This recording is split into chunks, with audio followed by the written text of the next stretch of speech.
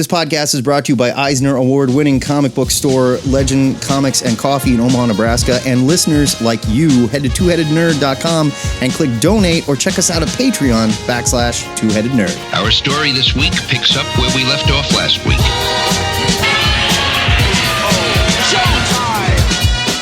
Broadcasting from the ZIGGURAT at Omaha in caverns deep below the metro area, it is our pleasure to welcome you to episode 720 of the Two-Headed Nerd Comic Book Podcast. I'm your spooky head number one, the internet's Joe Patrick. I'm your scary head number two. My name is Matt Baum, and it's time for another Back Issue Show. This time, our sentient Cosmic Longbox forces us to read and discuss classic comics based on a theme. And since this week we're celebrating both Halloween and the Day of the Dead, there was only one shambling, brain-eating theme that fit the bill: zombie comics. After that, we'll set you up with our must-read picks for next week's new comics, but now, it has been said that when there is no room left in hell, the dead will walk the earth. Bad news, bucko. They've been shambling around scary comics since the 1940s, so it's zombie back issue review time in the ZIGGURAT.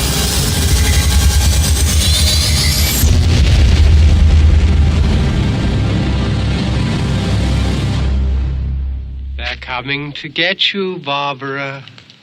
Stop it! You're ignorant. Most of the sources I could find on the net say the first appearance of zombies in comics was in the pages of Avon Publishing's Eerie #1 back in 1947. A year later, in 1948, EC would publish their first zombie story, Zombie Terror, in the pages of Moon Girl #5. Later, comics publishers, under pressure from parent groups and even Congress, would create the Comics Code to protect our youth from comics like Tales from the Crypt and The Haunt of Fear, amongst others. Zombies were effectively outlawed, but some publishers would find a way around that. Later on, zombies began to pop up again. They're still around here and there, but it wasn't until Robert Kirkman's Walking Dead in 2003 that zombie comics really exploded back onto the comic scene. Thanks to our festive Halloween Cosmic Longbox, Joe and I are going to be digging up the history of the undead in comics. And we start with a bonus review of the very first zombie story. That's right, it is King of the Living Dead from the pages of Eerie #1. As Matt said, it's from Avon Publishing. We don't, I couldn't really tell you who wrote it. It's not. We think the art is by Martin Thule. Yeah, this is like before a time where we gave credit to creators. Golden Age comic book creators. Golden Age comics were not interested in putting credits in their comics for the most part. I'm sure there's a record of it somewhere. We're dummies. No, I really dug around and couldn't find crap. Like, I ended up finding that name Martin Thule in a blog that was written about old, like, pre-EC horror and stuff like that. Good job. Good on you. It's crazy. And if somebody does know, I would love to hear it. There's nothing on the internet. It's crazy. Here is a little synopsis for you. Did you write this? Yeah, it's like a setup that I grabbed from a collection of things. In Budapest, Adrina Roland, bride of Walter Austin, is kidnapped by a zombie. I guess we already know it's a zombie. Yeah. And brought to an underground cavern. Austin manages to follow unnoticed through the sewer system. They meet a madman who is recruiting an undead army and plans to conquer the surface world. The courageous American, however, can dispose of the master and his servants by collapsing the cavern. Which I love because it's like, yeah, that's the whole story. That's all of it. I mean, that's the story, yeah. That's pretty much what happens. This is 1947. You know, zombies were around. It's not like the idea was just invented, but like zombie comics were very different. Very different. The idea of The Walking Dead as an idea was around. Sure. Like this zombie is more like a supervillain. Straight up supervillain. Like he's the dude. He has thoughts. Well, the feelings, king of the undead. The plans. king of the undead is the ringleader, but the guy that snatched him was just like a mindless, like. Yeah, but the ringleader is a zombie too. Like he's a full-on zombie. Yeah, he's something. Yeah, I mean, he's a smart zombie. I don't know. I don't know the rules of this world that Martin Thule is establishing here. Yeah, he's got a really big head too. Like the dude. I mean, yeah, he's got a bit of a 5 head. Yeah, it's very strange. I mean, it's nothing really like what we think of today. No. As far as zombies go. No, the rules are just, it's like they're figuring out the rules for a lot of stuff at this time. It's 1947, so comics are still pretty new, right? And like the majority of this story is narration. They don't put a lot in the art. Well, sure.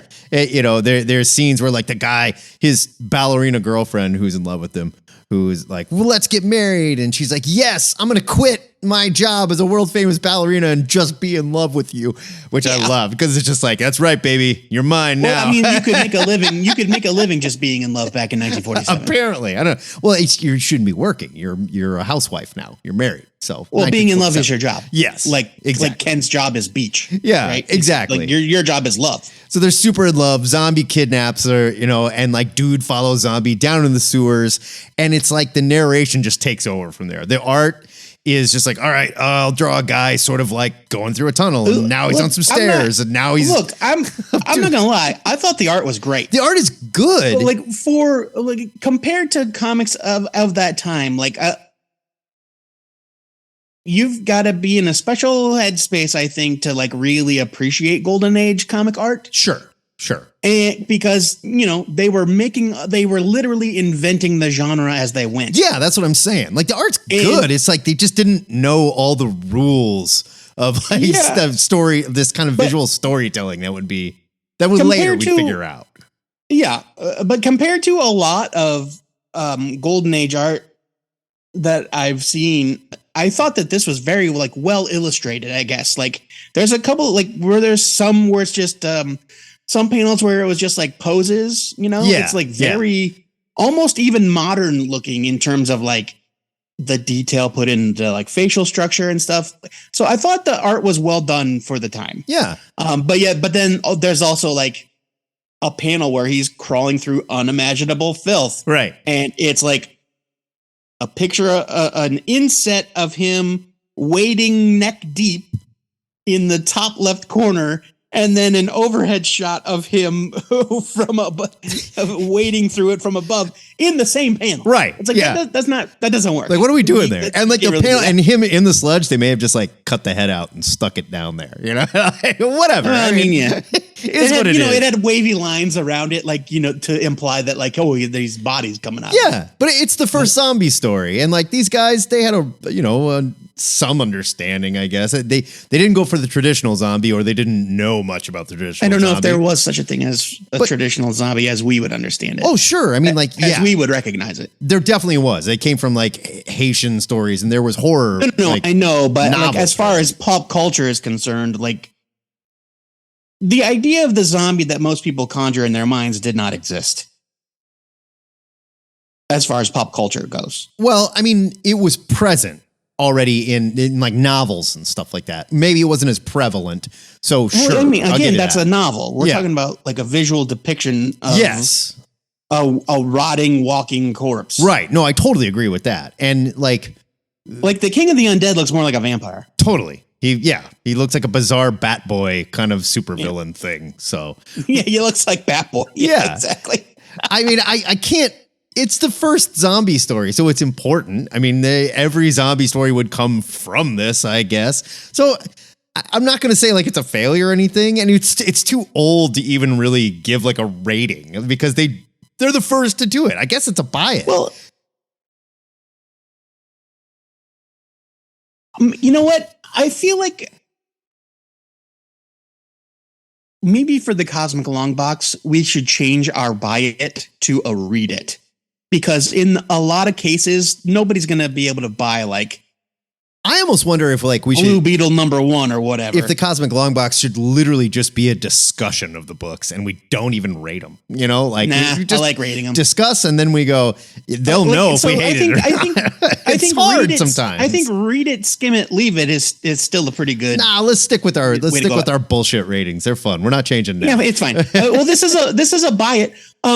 Matt found this on some archival comics history site. It's like it's legal. Comicbookplus.com. Yeah, this is firmly in public domain.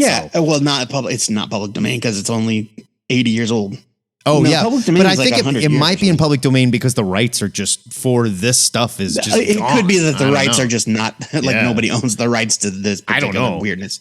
But yeah, it's worth reading, I think, if you want to see like the very first zombie comic. It Yeah. was interesting and fun, and I thought the art was kind of cool, for the time. Like, Yeah, like it's a buy it. Eerie would especially get for relaunched. nothing. It's 8 pages long. Who yeah, cares? Erie would get relaunched later and it'd be like an EC book. Yes, and very stuff like that. famously as a Yeah, magazine. this is not that book. This is not a Eerie different magazine. one. No, I've never even heard of Avon Publishing. or No, I whatever can't it say I was. have either.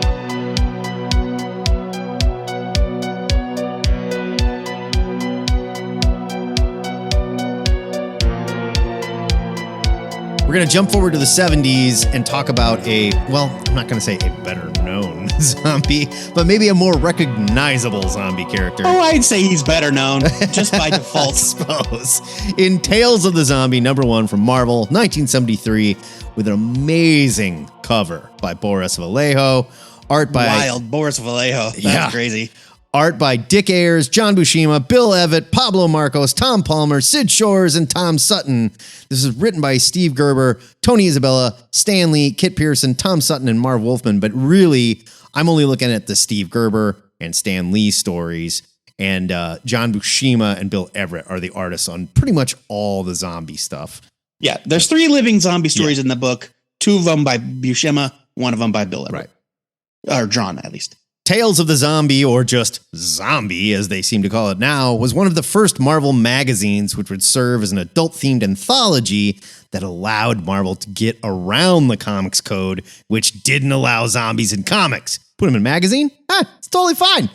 Not a comic book. Get some bare butts up in here. There you go.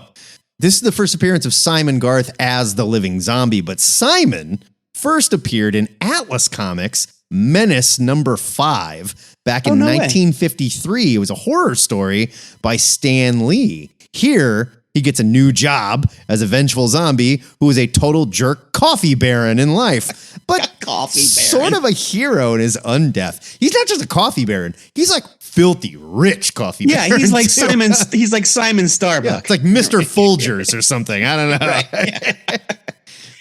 Gerber writes the main 3-part story where we get Simon's origin, complete with voodoo cultist and high priestess that turns out to be his Creole secretary who's in love with him. Through a bizarre twist of fate, Simon ends up murdered by the portly, drunk, ugly gardener he beat and fired for watching his daughter swim naked, and then resuscitated as a zombie slave by his secretary to avoid the voodooists, their word, not mine, wrath, complete with an amulet that controls him. This is very classic Haitian voodoo stuff here, right? Old school rules.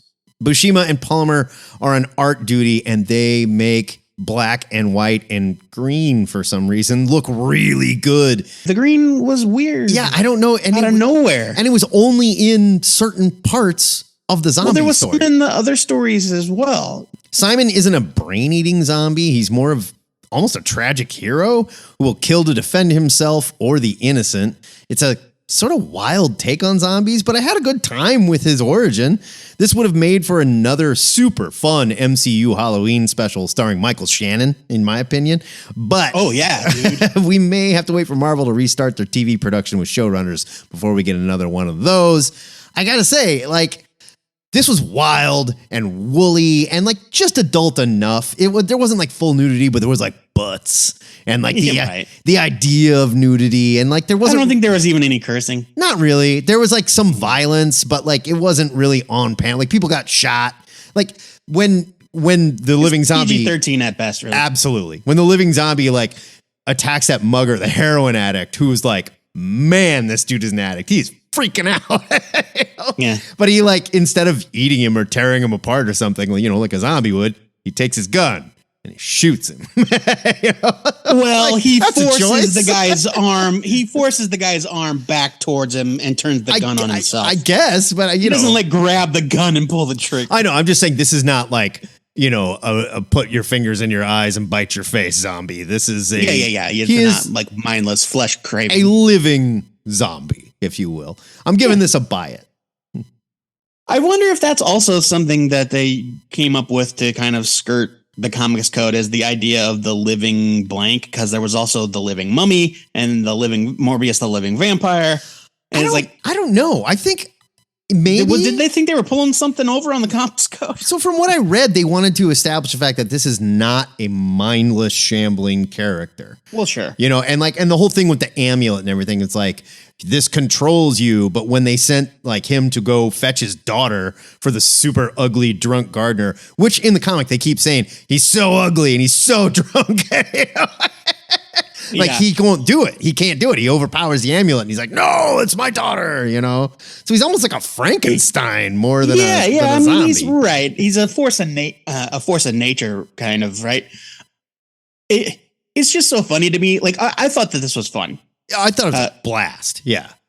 I thought it was fun. It's a buy it for me as well, but it's funny, like, looking at it, because it just kind of reminds me, like, if you're somebody that's familiar at all with older Marvel comics, like, yep, this is right smack dab in the middle of Marvel's obsession with voodoo culture. Oh, yeah. Because we had all kinds of voodoo shit going on in Marvel comics. Brother Voodoo was going on at the same time. Like, Willie there was Toots has the been... Avengers villain Black Talon, who wore a chicken costume. You know, it's like, okay. Toots has been posting about the Brother Voodoo comics on our Discord. Yeah. And when he saw that I was posting all this stuff from the Living Zombie magazines, he was like, oh my God, this is like the same exact time. You can see it in our show notes for this one. Yeah. Like, I posted a bunch of pictures and stuff. In the discussion there, But they were nuts about voodoo at the time. Yes. Voodoo and Satan. Oh, like, yeah. Once they figured out that, you're like, yeah, Satan, we could put Satan in our comics. Well, you can't It was put Satan. But guns blazing. You can put his kid in it. No. Because so maybe by like the time Ghost Rider came around, it was full on Satan. Yeah, I guess it was. And there were still comics. I think, because it wasn't Mephisto. In the original Ghost Rider stories, Johnny makes a deal with Satan. And I think the deal was just like the comics code didn't say anything about Satan. It said like murder, zombies, stuff like that. But like didn't specifically say no Satan. You know? But like supernatural stuff was hot at Marvel in the 70s. Oh, yeah. Because like Tomb of Dracula, you know, we got all the stuff. And this fits right in. The John Buscema, Tom Palmer chapters are beautiful. They're really lovely. Great. The second chapter is drawn by Bill Everett. If that name is familiar, sounds familiar to any of you, that's because Bill Everett is the co-creator of Namor, the Submariner. Oh, that's right. Oh, no way. I can't believe I missed that. Okay. That story is also very cool looking, but in a different way. Like, it reminds me, don't go out of your way to find them if you don't know what they are. Just, but they remind me of Chick Tracks. Matt, do you know who Jack Chick was? Yeah, he's the guy that wrote all the little. You wrote the anti scary Satan books. They're Christian, like warning you about super fundamentalist right wing Christian propaganda comic artists. They're about, if you use drugs, the devil's tricking you, and he'll turn you gay. Like, send you to gay hell. There's a comic book. There's a comic about kids playing D&D where they literally like die and go to hell. Like, it's crazy. But the Bill Everett art reminded me of like Chick Tract art. It's crazy. This is a buy it. I thought this was fun. I really liked this.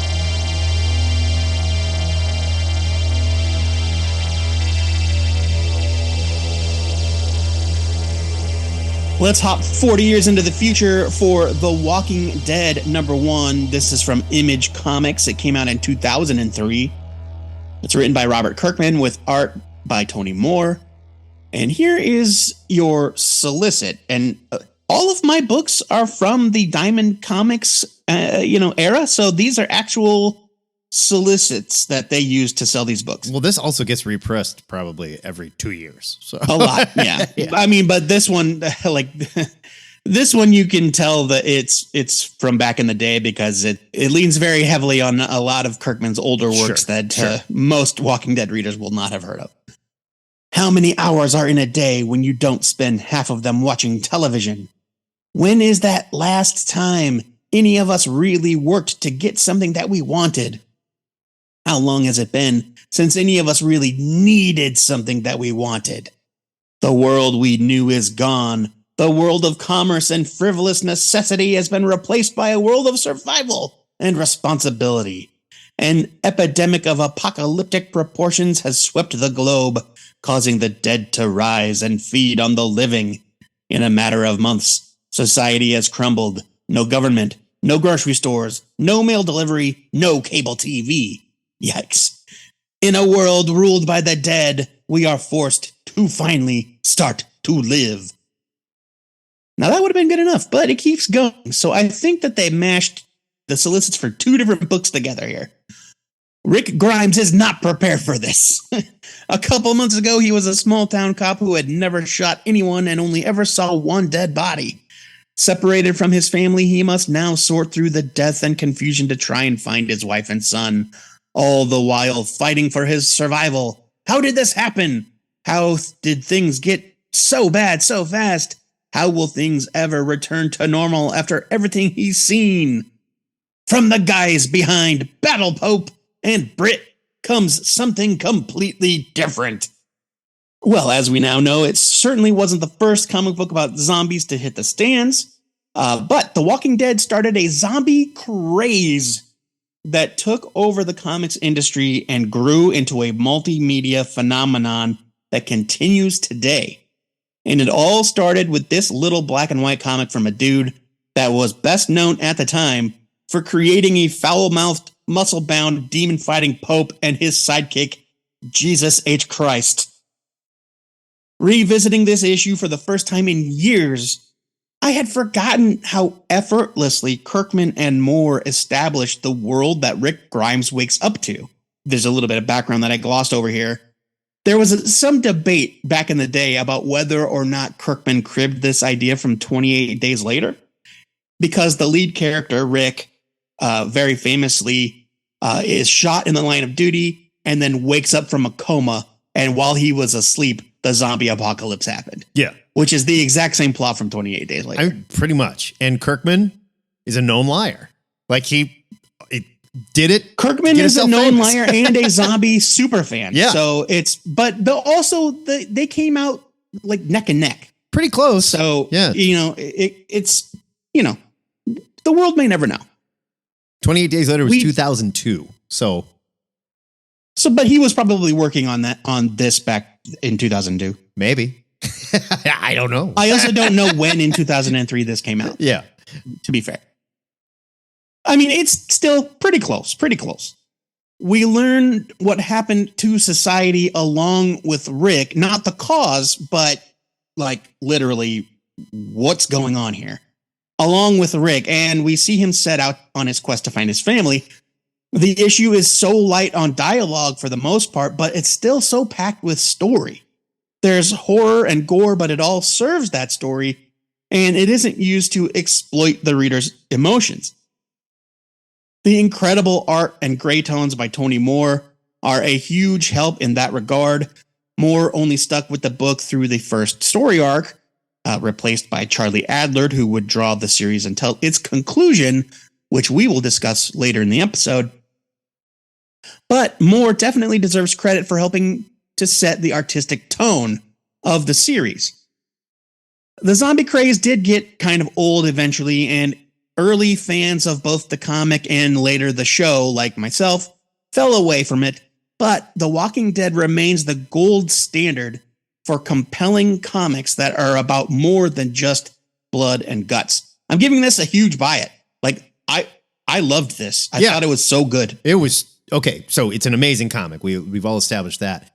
The funny thing here is we just jumped from the 70s to 2005, and there was a bunch of zombie stuff going on. 2003. 40 years. Yeah. 40 years. There was a bunch of zombie stuff going on in the 70s, and then literally it vanished.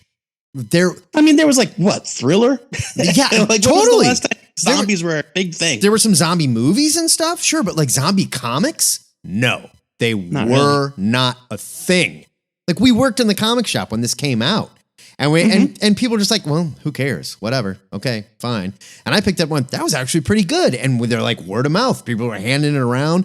There were later on, there's all this like legendary stories behind it. Like, he had a plan the entire time, and he demanded this comic book be in black and white, and like turns out it wasn't like that at all. they're like, if we are going to publish this, it's going to be the cheapest thing in the world because nobody buys zombie comics. And creators call the shots on their books. So but nobody, according to some people, they said Image is not going to get behind this book. And he was like, fine, I'm going to front more money than Image would normally help us with to get it out. And they couldn't afford color and stuff like that because of it. And then they just stuck with black and white. But nobody really knows because all this stuff is legend. And but Kirkman's Image still a liar. put it out. I agree.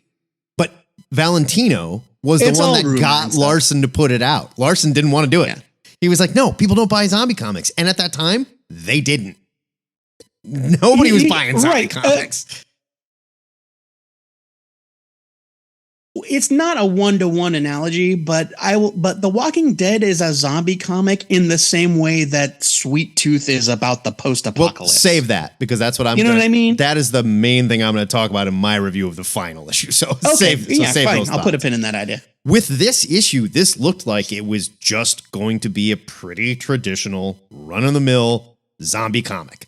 Oh my God, this zombie apocalypse has already started and how are we going to survive and stuff. Like, we had no idea, much like Invincible, what we were getting into. Invincible looked like it was going to be kind of a Superboy story. Oh, not at all. Nope.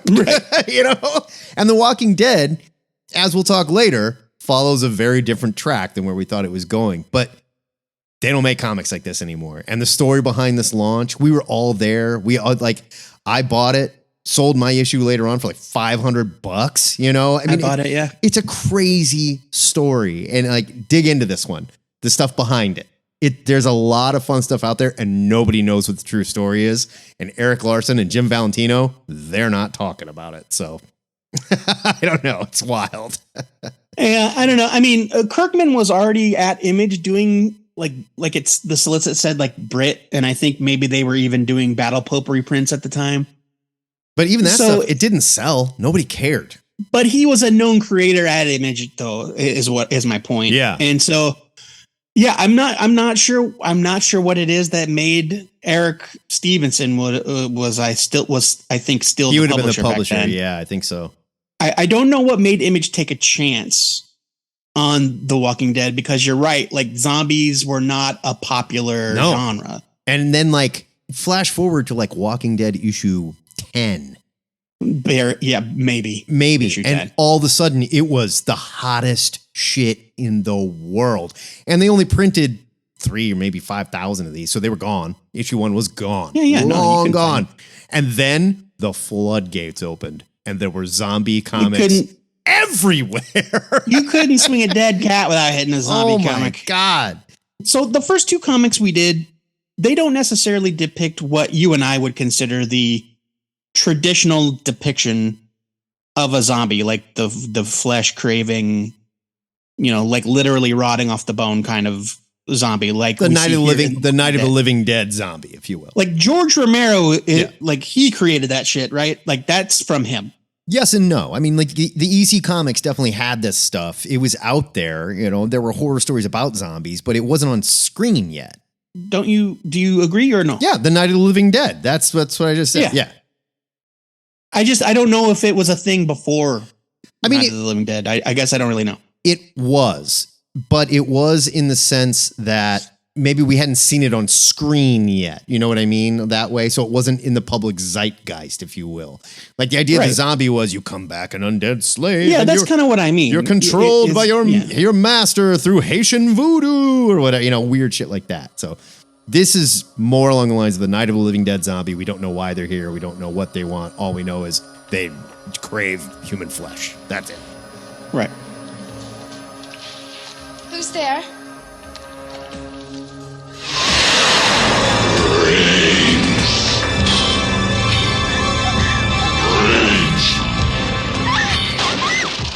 One of those myriad of zombie books that tried to cash in on Walking Dead fame is also written by Robert Kirkman, and it happened over at Marvel Comics. It's Marvel Zombies, #1.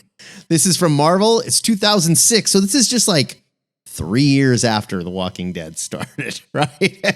Even so, though, I think that Kirkman was basically writing his own ticket at that point. He was. I think Kirkman was in demand. They brought him into Marvel, and he thought, I think according to him, he kind of thought they were going to be like, you want the Fantastic Four, you want the X-Men, it is all yours. And Marvel was kind of like, why don't you just do some other stuff first and we'll see how it goes. Sure. He wasn't real happy about it. The cover, and a lot of his Marvel output is pretty forgettable. I'm going to talk about that. The cover was by Arthur Sudyam. It's a recreation of Amazing Fantasy 15 with an undead Spider-Man swinging on his web. It's amazing. Art by Sean Phillips. It's written by Robert Kirkman. Colors by June Chung. And letters by Randy Gentile.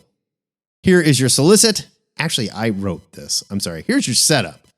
This story started in the pages of Ultimate Fantastic Four number 21 after Magneto sent the Ultimate FF back to Earth 1610 through a dimensional portal that has to be destroyed from the other side. The other side being a world overrun by super zombies. It's Magneto versus the Marvel zombies, but not for very long. At this point, Kirkman, like I said, was 3 years into his Walking Dead run when he got the Marvel Zombies assignment. Here, Kirkman's zombies are the stars. After quickly finishing off Ultimate Magneto, the zombies spend the rest of the book... No, it's not Ultimate Magneto. It's the Marvel Zombies Earth Magneto.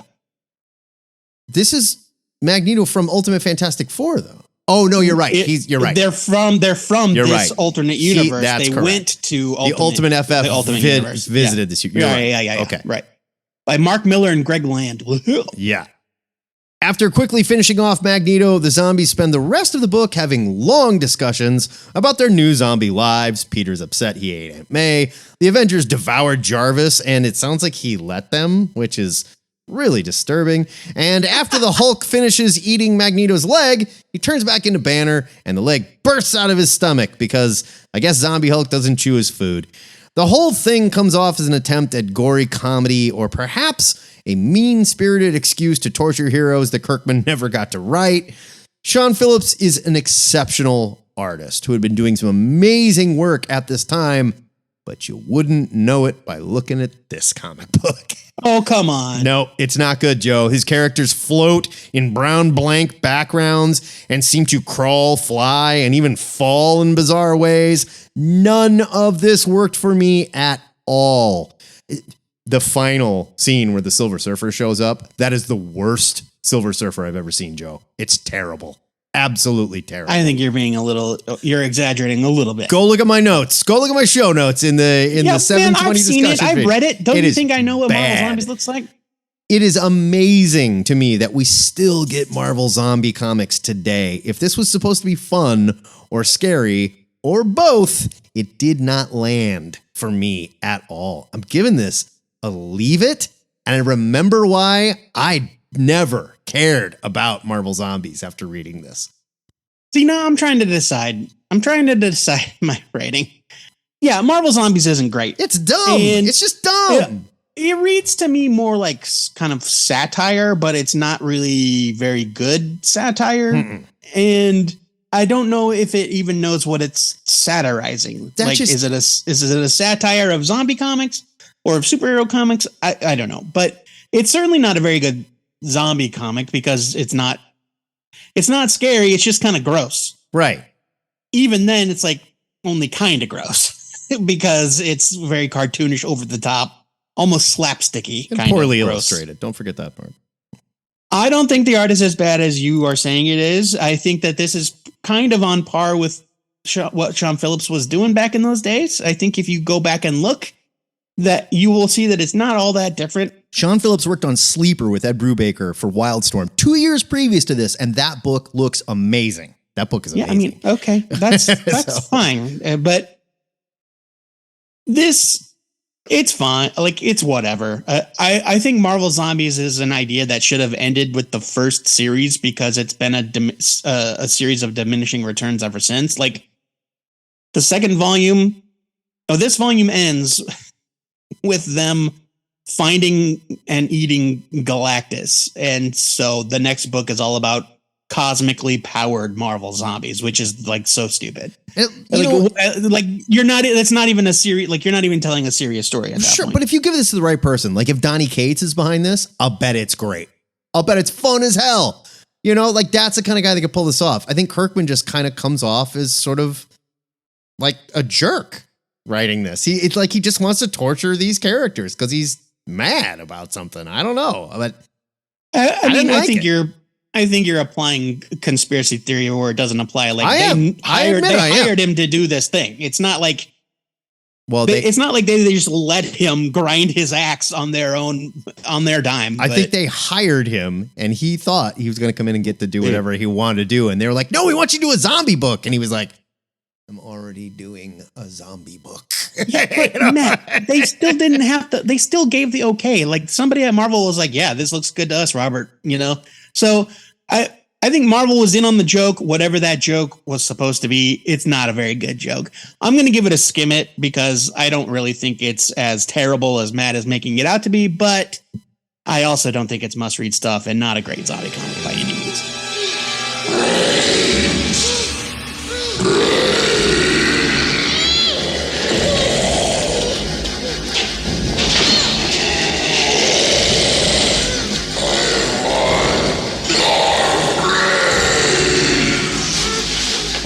It'd be another 3 years, but DC would try to cash in on the zombie craze as well with Blackest Night, #1 from 2009. This one's written by Jeff Johns with pencils by Ivan Rice. Inks by Auclair Albert, colors by Alex Sinclair, letters by Nick J. Napolitano, and here is your solicit. It's a weird place to try and cash in on that, right? It's like I would have never guessed at the time. I don't know.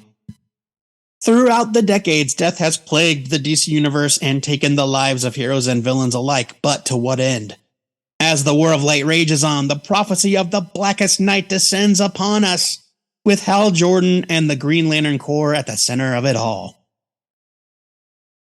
The return of Hal Jordan reinvigorated interest in the Green Lantern Corps in the early 2000s as Jeff Johns applied the same knack for rejuvenating concepts as he brought to the JSA a few years earlier. By 2009, there were multicolored rings flying all over the DC universe. So many colors. and plastic facsimiles flying out of comic shops. I still have all mine. They're in this desk drawer next to me. We were both there for. Oh, every once in a while, I just put them all on and work. Yeah. When the War of Light finally hit Earth, Batman's corpse was still warm from Final Crisis the previous year, but that didn't stop him, or at least his skull, from being front and center during DC's superhero take on the zombie epic. With the story centered on the heroes and villains that have fallen, Johns spends much of the issue devoted to the emotional connection those left behind still feel. In fact, that's actually a main plot point, is the emotional connection that characters are feeling for those that they've lost. There are a lot of great moments showing characters reflecting on their fallen friends. The scene where a newly resurrected Barry Allen learns how many friends followed him in death is especially powerful. That's a really great spread. Yeah. The issue serves as a pretty effective horror story despite its superhero trappings, especially for old school DC fans. Seeing beloved characters like Ralph and Sue Dibney, or an undead army of fallen Green Lanterns return as twisted and rotted versions of themselves is pretty chilling. Ivan Rice and Auclair Albert deliver solid work throughout, whether it's the triumphant celebration of life at the beginning of the issue or the bleak bloodbath at the end.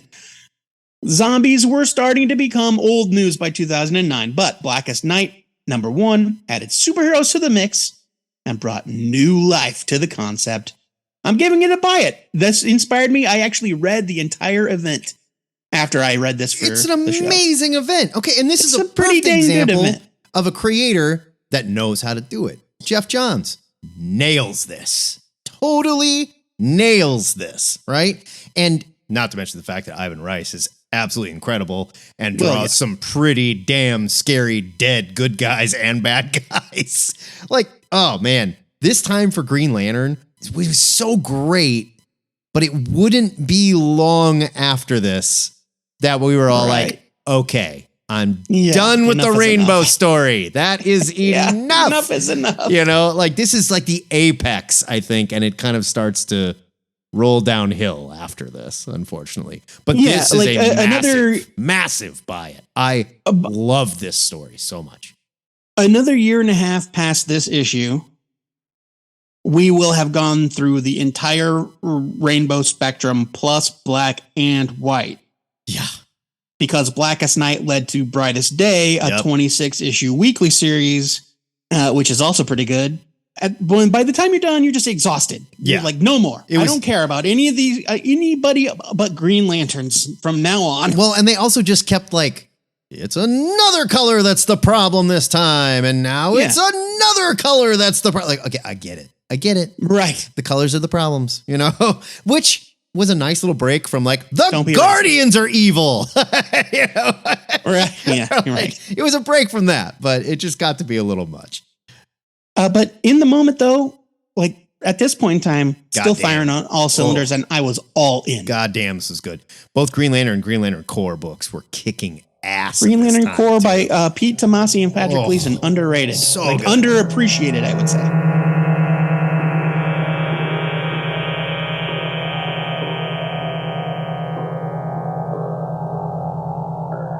Let's introduce a new foe for the zombies with this book, Zombies vs. Robots, #1 from IDW from 2006. The cover and art is by Ashley Wood. This is written by Chris Ryall with letters by Robbie Robbins. Here's your solicit.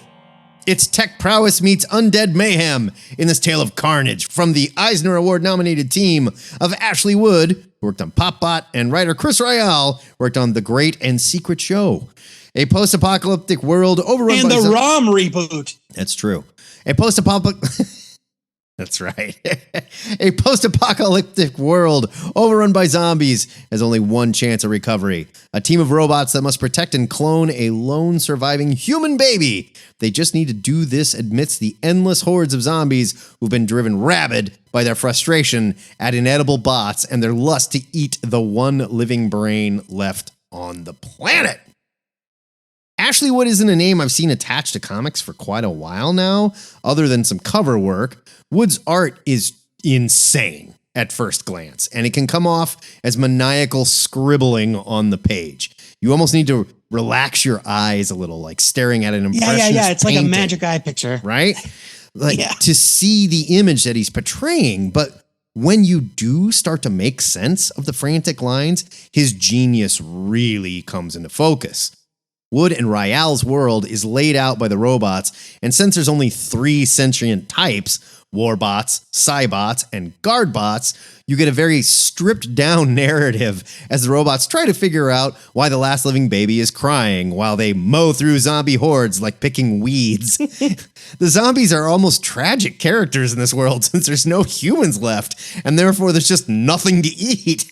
It makes for some desperate and super abstract gory robot versus zombie action, and Wood delivers. This book looks wild. Like while I was reading this, they don't make them like this anymore. Like, I don't know that you can make comics like this anymore.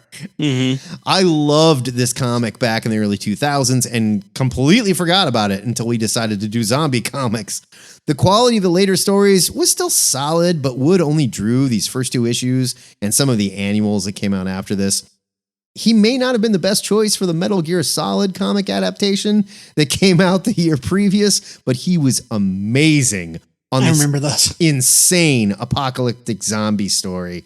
I am giving this a buy it. People were so pissed about that Metal Gear Solid comic. Matt, the internet Wayback Machine. I was like, oh man, people hated this shit. I remember it not being very good. I remember it, but that's it. Like, it didn't leave much of an impression on me. Like, it wasn't bad. I think it just like the art was so impressionist. And like, it just, people are like, this is not what I'm here for. Right? Yeah, exactly. Right. It's, Matt, you and I lived through some shit working from the early to late mid 2000s as we did in the comic shop. Like we lived through all the 9/11 tributes, the rise of the zombie craze. Oh yeah. Marvel Max and Ultimate Universe. Ashley Wood and Ben Templesmith. Right. Ashley Wood and Ben Templesmith having a contest to see who could draw something that didn't look like anything the hardest. And they spawned a bunch of weirdos that did the same thing. Yeah. I mean, Ben Templesmith is an amazing artist. He's incredible. But like, they're examples of people it's something like you have to like really look at. And they're also creators that can do this and pull it off. They spawned a bunch of other creators that could not do this. Yeah, right. This is fun. This is a lot of fun. But for me, it was basically just a visual feast. It's like there's a story and it's fine. It's clever. I think it's clever. Like I like it. It's cute and fun. But the art is what you come for Zombies versus Robots. And it's gorgeous. This is a buy it. It's fantastic.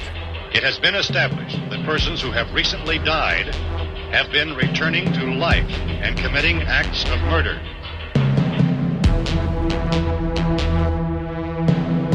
In the early to mid to late aughts, everything was I this, I that, right? Because the iPod and the iPhone and the iMacs were all the rage. So why should our zombies be any different? That's why I was so disappointed that there's nothing technological about iZombie #1 from Vertigo.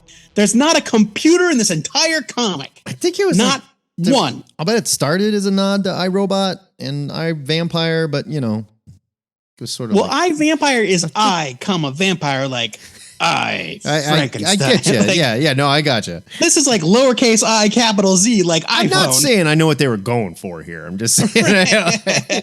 Even the font is all like digital looking. I agree. I think it was a bad idea. This came out in 2010, as I said, from Vertigo. It's written by Chris Roberson. Sorry, Chris. Art by Mike and Laura Allred. Letters by Todd Klein, the multi-Eisner winning legend Todd Klein. Here's your solicit. Gwen Dillon is a gravedigger in an eco-friendly cemetery and a zombie detective. Once a month, she has to eat a human brain, both to keep from going all Night of the Living Dead and to keep her own memories intact. As a result, Gwen's mind is crowded with the dead person's thoughts, and lately, she feels compelled to fulfill their final requests.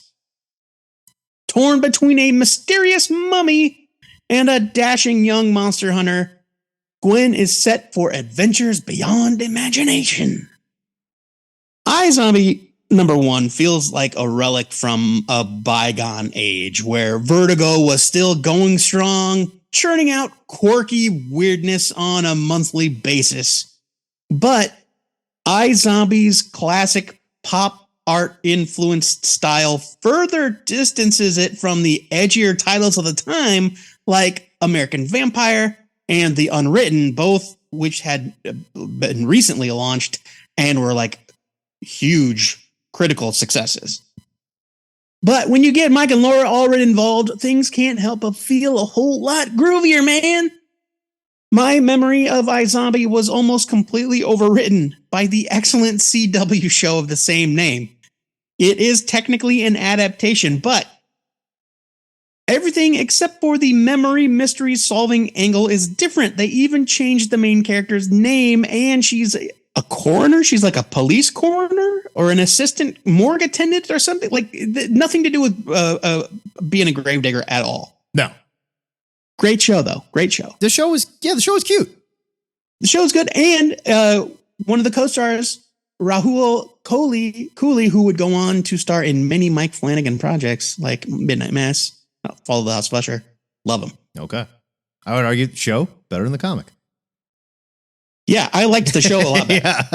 I liked the show a lot better. Spoiler for my review, but yeah, I mean, that's the sad fact. Like, I don't like to compare the two because it's apples and origins. It's apples and oranges, but I didn't find this nearly as compelling as the TV show. It's perfectly well executed and the art is obviously fantastic, but something about it just didn't click for me. Maybe it's just a little too cute. Well, I don't know. One of Gwen's friends isn't a werewolf, but he's a lovesick were-terrier, for example. Like, whatever. I don't know, maybe I'm just a jerk. Maybe Matt probably feels the same way. It's just cutesy and not really that interesting. I just didn't find the cast very compelling beyond the surface level. iZombie isn't your average zombie comic, and it's not really my cup of tea, but it is perfectly well executed, and it's beautifully drawn. You might find more to like than I did. I'm giving it a skim it because it's not bad. I just don't care. It's all surface level. That's all it is. And I remembered liking this a lot more than I did when I came back. But I think it's just because it's Mike Allred art, and I love Mike Allred so much. And in my memory, I was like, of course I loved this book. It was Mike Allred. And I don't love this book. It is just cute. No. It's cute and nothing else. That's it. Right. And it just comes off as like a stunt, like maybe not a very, I was going to say, not a very well fleshed out idea. But I mean, it's not a very good fleshed out idea. I mean, he's got a fleshed out idea. It's cute. Like, there's a story behind this that builds over time, but maybe I don't find it compelling. Well, yeah, because I don't think there's a lot there. I think they could have done something with this, but they just went for cute. That's it. So Skim It from me. Very pretty book. That's about all there is to it. Sorry. And the name, the branding, the branding is dumb. What the hell? That may not be these creators' fault. You know, we don't know. That could have been editorial decisions to push it, make it look hip and cool. I mean, that's not really what Vertigo. We don't know. Like, that's not really what Vertigo was known for. It's but this is also Vertigo wasn't really the place where they were like, we came up with an idea for a new book and we want this guy to write it. I don't disagree, but this is also Vertigo when? Vertigo in 2010. 2010. So we're getting towards the end of Vertigo here, aside from Fables, which is doing well. We're not in the Vertigo golden years anymore. No, we are just a few years away from the end of Vertigo. That's true. But iZombie was, I believe, a creator-owned thing because it may have been Mike Allred and Chris Robertson's name is all over the TV show. Sure. I just think at this point, they were like, hey, kids, Vertigo's not just for older nerds that like want to read smart, heady stuff. It's cute, dude. Like, oh, no. Okay, thanks. I'm done. I mean, you're really giving him an impression that it's a different kind of cute than it is. But yeah. Carl! It's got to start with a shake of a head. Carl!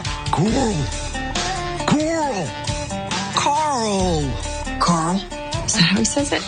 Carl! We covered the beginning of Walking Dead.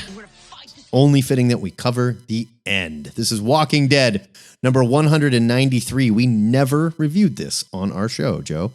From Image, 2019. It was 80 pages. It's written by Robert Kirkman. Cover and art by Charlie Adlard, with inks by Cliff Rathburn. Here is your solicit. It's very short, so I fleshed it out a little bit with a setup too. The farmhouse! Out in the countryside, trouble is brewing for a certain someone. That's the end of your solicit. This issue jumps 25 years into the future after Rick's death in issue 192 and shows us Carl's life on his protected farmstead.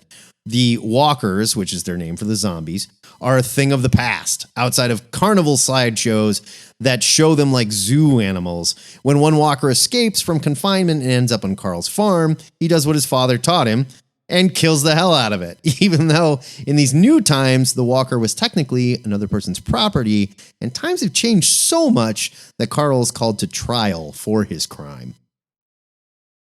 For 193 issues, Kirkman had been trying to convey that The Walking Dead is a comic book set during a zombie apocalypse, but that is not the focus of the story. The story is about the people living through this apocalypse.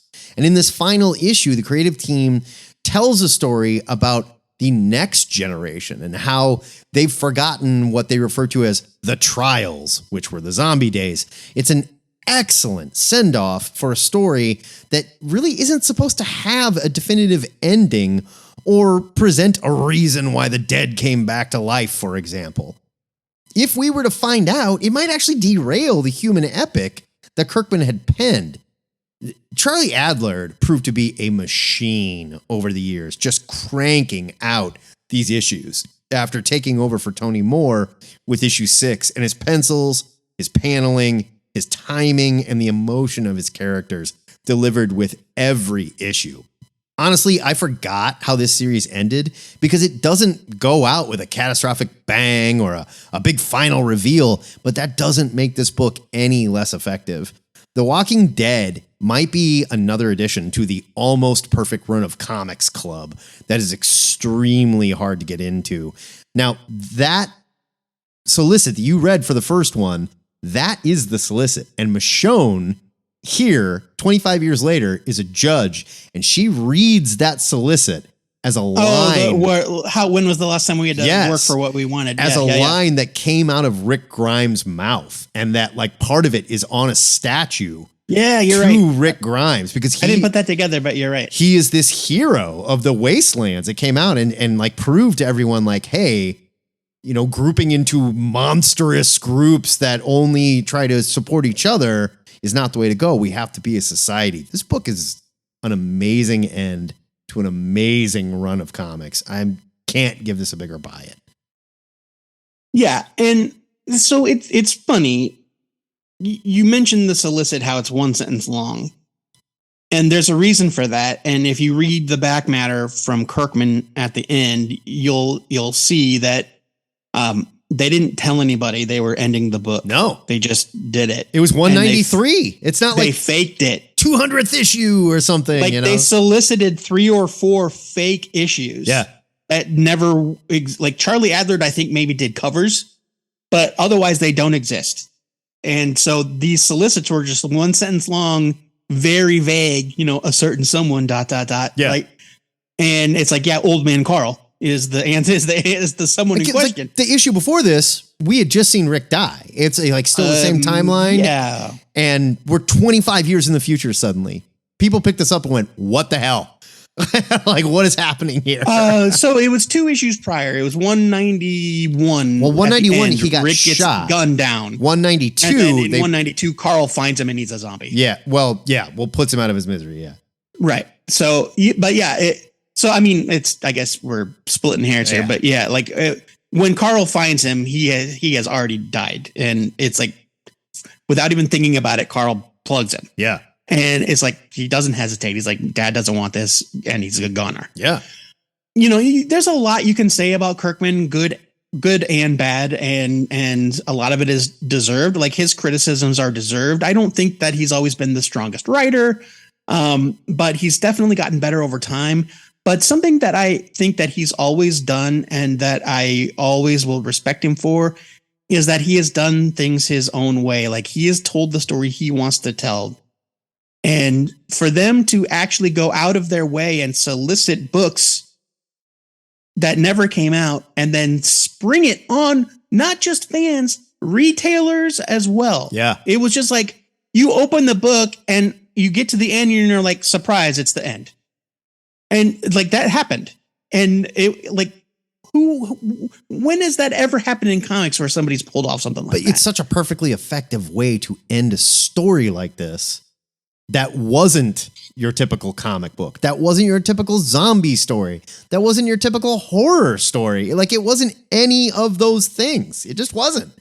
Stuff like that happened in the books. Right. But this is just a human story. And this is such a great issue. This is a buy it. Charlie Adler is an artist. People only know him from this one thing because he stuck with it for so long, but he's so good. Yeah. He signed on and just did the job. I love it. I love it. It's wonderful. Huge buy it.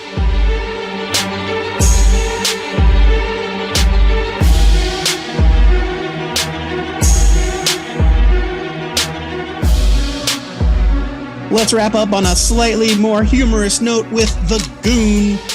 Nothing But Misery, #1. I know I said humorous and then misery, but trust me.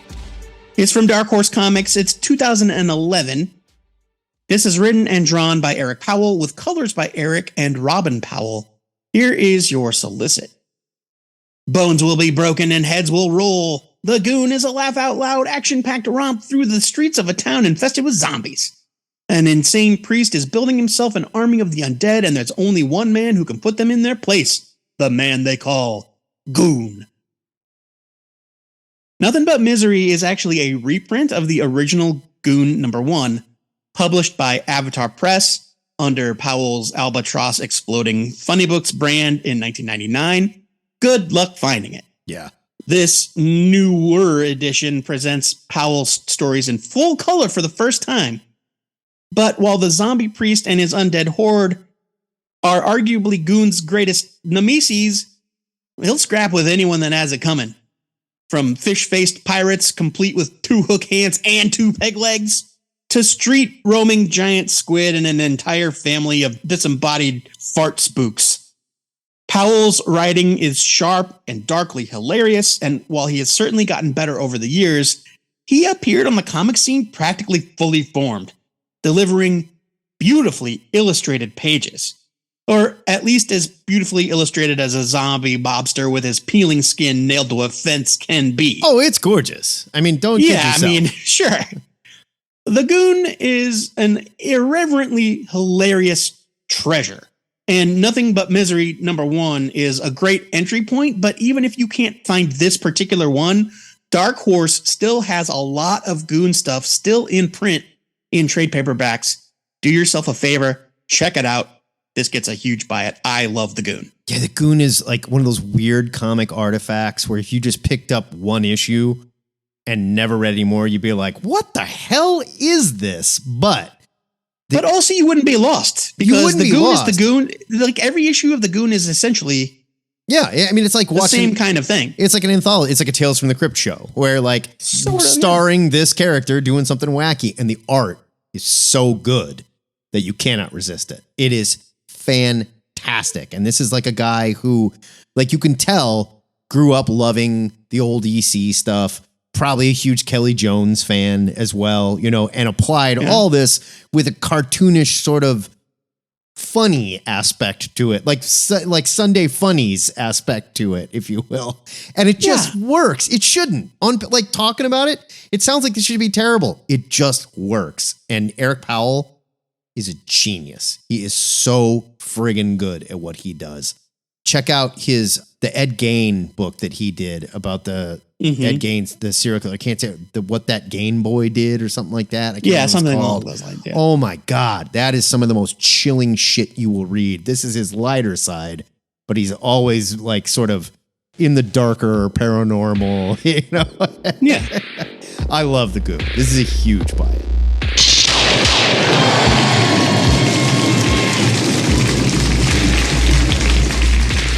Now that we've hacked the heads off of 8 zombie comics, we need to pick the one that enters the THN permanent collection, and since Kirkman wrote 3 of them, there's almost a 40% chance it will be one of his. Matt, I did not check your math, but I trust that it's accurate. What was the best zombie comic you read in this pile? Well, if you wrote 4 of them, they'd have a 50% chance. So, you know. I'm just saying, I didn't double check your math. I got to give it to the final issue of The Walking Dead, I think, because it's just such a fantastic, like everything we said, it's such a great way to end it. And it was executed so well at the time. And if you lived through, if you remember that, it was just bizarre. It was sort of like the same moment we had where like nobody knew that Captain America was going to die in that issue where he got shot. And like we walked in the comic shop and people were like, have you heard? I'm like, I haven't heard anything. What are you talking about? And they handed you Captain America and go read this now. And you were like, oh my God. I mean, until the news spoiled it for us before the Sure. But yes. But like your it was, point stands. It was along that level of shocking and perfectly executed. So I got to give it to The Walking Dead 190. I'm giving it to The Walking Dead #1. So I think that's fitting. Sure. I mean, it's the best zombie comic of all time. It's a great kind of bookend experience, right? The Walking Dead is a tremendous achievement, and maybe it overstayed its welcome, maybe it didn't. Like maybe the market is oversaturated. That's up to you to decide. You can't deny the strength of these comics. I think they're so good. There's an argument to be made that it's a close to perfect run of comics. It's incredible. I mean, 37.5%. By the way, 3/8. Yeah, I said close. That's to not 40. even. That's not even counting the. I said close to 40. That's not even counting the King of the Undead short that we read. So.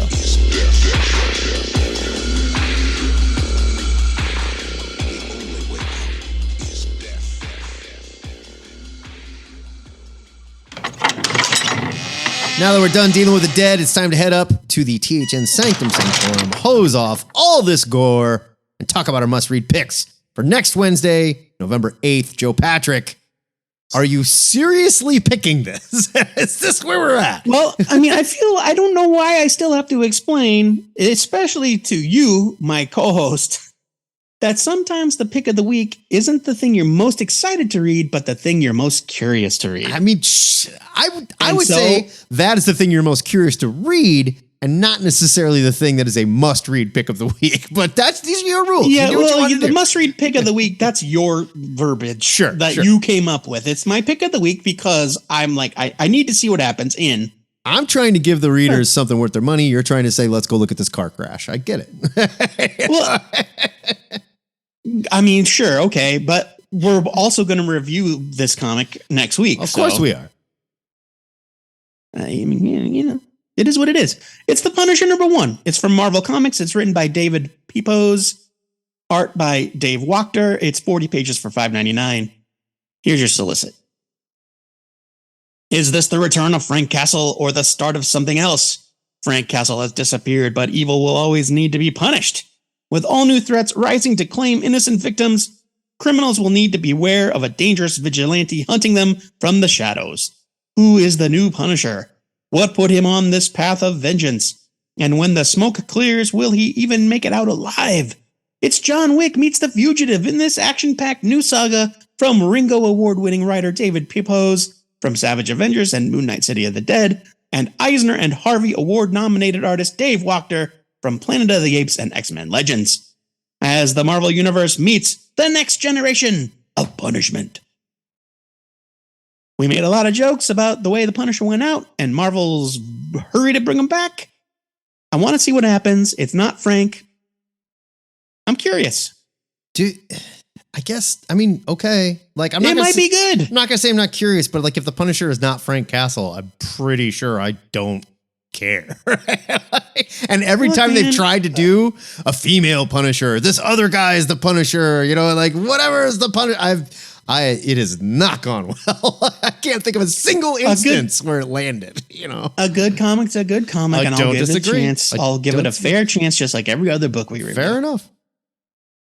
I picked what looks like a good comic next week. I picked Petrolhead #1 from Image. It's 48 pages for $4.99. It's written by Rob Williams with art by Pi Par. That's what I'm going with. Here's your solicit. Jump straight into the non-human race with 42 Robo-Gorgeous launch issue story pages. What? I'm not sure. Okay. Robo-Gorgeous launch issue story pages. Robo-Gorgeous, I get. What is launch issue? What the frig's a launch issue story page? No, they are story pages found within the launch issue. Yeah. They are launch issue story pages. I guess, but that's a really weird way to word that, right? It sure is, Matt. It's a sentence with 3 hyphenates in it. It's too many hyphenates. In a climate crisis ravaged future metropolis, an old, grumpy, obsolete, smoke belching, cigar chomping, hot rod racing robot is one 12-year-old girl's only hope. Together, can they outrace the chasing RoboCops with an invention that might just save humanity? This solicit, Not that Robo. These are RoboCops, plural. That Robo hyphen cops. This solicit literally got paid by the hyphen. This is crazy. The art looks incredible for this one. Absolutely incredible. And the design of the robot is great. And whenever you got an old grumpy cigar chomping robot, I am down. This like takes me right back to like the big guy and Rusty the Boy Robot or something like that. I am in. Love it. The creators call this a pedal to the metal action-packed sci-fi series. I'm in, gentlemen. You got me. Well, I guess we'll see when we read the gasoline-soaked launch issue page. Robo-Gorgeous launch issue. Robo-Gorgeous. Yes. Sorry, Robo-Gorgeous. Get it straight. Launch issue pages. The THN must-read trade for next week. Again, it's the trade of the week. Whether it's must-read or not, that's up to you to decide. It's Ghost Lore Volume 1 from Boom Studios. It's written by Colin Bunn with art by Leo Max. It's 128 pages for $16.99. Here's your solicit. What ghost stories do ghosts tell, and what can they tell us about ourselves? An estranged daughter and her father wander a haunted land. They only have the restless spirits, each with its own story to tell, as company along the way. After a deadly accident of which they were the only survivors, Lucas and Harmony Agate can see the dead, an overwhelming amount of the deceased, all with their own warnings, cries for help, and malevolence alike. But Lucas and Harmony aren't the only ones with this ability. There are other nearly deads, some of which have malicious motivations. Cullen Bunn of Basilisk and The Empty Man Acclaim is joined by artist Leo Max, who we loved on Basket Full of Heads, along with guest artists Brian Hurt from The Sixth Gun, Danny Luckert from The Red Mother, and Vanessa R. Del Rey from The Joker Presents: A Puzzle Box. A Black Label joint, I'm sure. Bringing readers the most eye-opening spectral story since The Sixth Sense. Whew. This collects ghost lore 1 through 4. That's a whole lot of words to say what I could tell you in one short sentence. Ghost lore rules. We reviewed number 1 on the show. It's great. We didn't review it on the show. We reviewed it. Oh, we didn't? On we did read it, a though. Ludicrous Speed Round article that went up Yeah. because we didn't have a show that week. I reviewed it. I loved it. Fantastic. I've Really only good. read issues 1 through 4 of this, so I've only read this first storyline. They're up to like issue 8 right now. It's fantastic. This book is so good, and it's not just because Leo Max is incredible and draws the creepiest shit you've ever seen. I love his art style. Cullen Bunn just can't be stopped. When it comes to horror, the man cannot be stopped. I don't know It's what true. happened to him when he was young, but I'm glad it did because we've got all these kick-ass horror stories. And again, I hope it wasn't too terrible, but it messed him up just enough that we got some great horror from this guy. Man, this book is so good. Is he the king of current independent horror comics? I think it is fair don't to know. say through sheer Maybe. volume, if nothing else, he has to be, right? He's up there, man. He's got to be.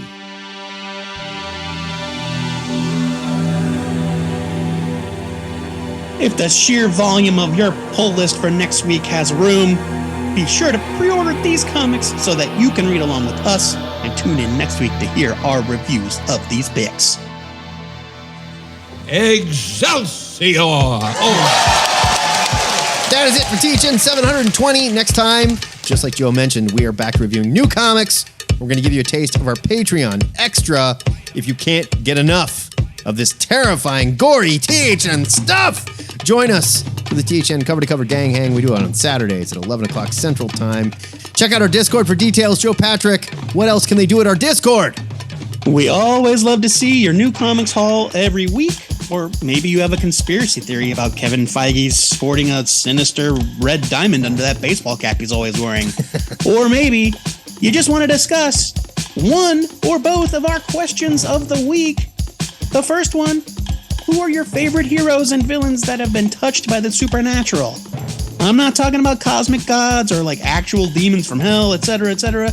I'm talking about flesh and blood characters or people that were once flesh and blood, like your Blue Devils, your Damon Hellstroms, your Man-Things, etc. Joe, we had a lot of good answers. I screwed up. So I said Hellboy. I don't think Hellboy counts. Hellboy is like a full-on... Hellboy is a demon from hell. He's a full-on demon from hell.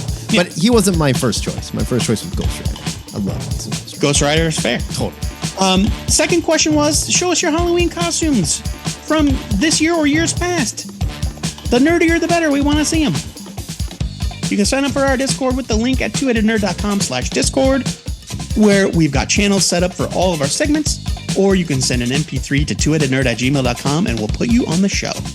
If you're new to the show and you'd rather cut our heads off than listen to any more, I assure you it's only because you haven't heard enough. The good news is you can hear the entire of THN in our digital Longbox archive at twoheadednerd.com. This show is a listener-supported podcast, and it would not be possible without the generosity of donors like our newest patron, Jeremy Jacquat. I assume that's how it's pronounced, Jeremy, and I'm not going to apologize. That's definitely how it's pronounced, yes.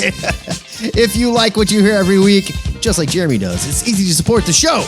You can sign up to be a patron at patreon.com/twoheadednerd. And Jeremy, if I did pronounce that wrong and you donate even more money, I will apologize. But otherwise, we don't care. There's a price for my apologies, is what I'm saying. Thank you, Jeremy. Before we go, our weekly shout out goes to one of our oldest listeners, Chris, the British guy Bell, and his lovely fiance Hannah, who just got engaged while visiting our fair nation last week. Oh. Hip, hip, you crazy kids. But would it have killed you to swing by Omaha to say hi to your old pals Joe and Matt while you were in the States? I mean, word to you for not getting shot while you were here and proposing. I mean, there's you a lot of already shit going flew on. to New York from England. You could have gone a little bit extra to get to Omaha. It's not that far. Until next time, true believers, remember to pre-order your comics or your retailer might feast on your brain. This is the Two-Headed Nerd, signing off.